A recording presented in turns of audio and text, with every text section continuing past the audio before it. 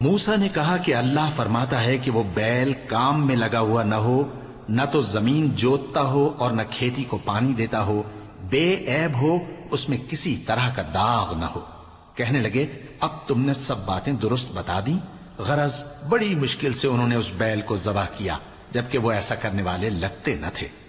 اور جب تم نے ایک شخص کو قتل کیا تو اس میں باہم جھگڑنے لگے، حالانکہ جو بات تم چھپا رہے تھے اللہ اس کو ظاہر کرنے والا تھا۔ چنانچہ ہم نے کہا کہ اس بیل کا کوئی سا ٹکڑا مقتول کو مارو، اس طرح اللہ مردوں کو زندہ کرتا ہے اور تم کو اپنی قدرت کی نشانیاں دکھاتا ہے تاکہ تم سمجھو۔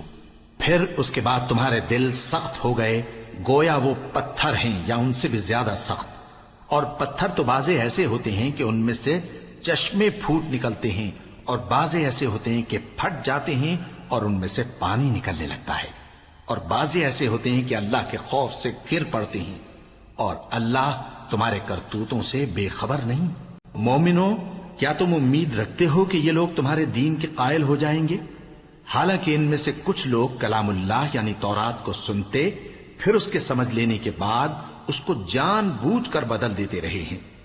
اور یہ لوگ جب مومنوں سے ملتے ہیں تو کہتے ہیں ہم ایمان لے آئے ہیں، اور جس وقت تنہائی میں ایک دوسرے سے ملتے ہیں تو کہتے ہیں جو بات اللہ نے تم پر ظاہر فرمائی ہے وہ تم ان کو اس لیے بتائے دیتے ہو کہ قیامت کے دن اسی کے حوالے سے تمہارے پروردگار کے سامنے تم کو الزام دیں۔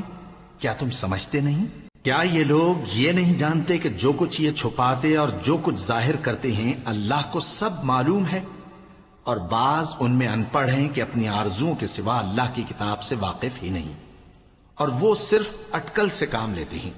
سو ان لوگوں پر افسوس ہے جو اپنے ہاتھ سے کتاب لکھتے ہیں اور کہتے یہ ہیں کہ یہ اللہ کے پاس سے آئی ہے، تاکہ اس کے عوض تھوڑی سی قیمت یعنی دنیاوی منفعت حاصل کریں۔